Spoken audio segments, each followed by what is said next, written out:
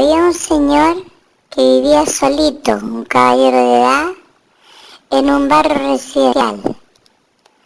Y al lado de él había matrimonio, pero más que nada pasaba de repente el caballero solo y se llamaba Julio. Y tenía un perro que ladraba y obstruciaba a todo el mundo, no dejaba dormir siesta ni dormir en la noche, ladrando y ladrando.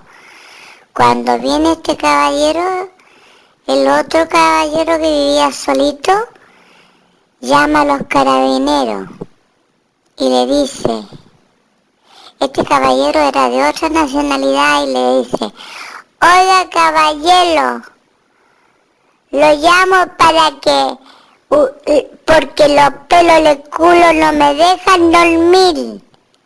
Y el carabinero le dijo, córtatelo pues huevo.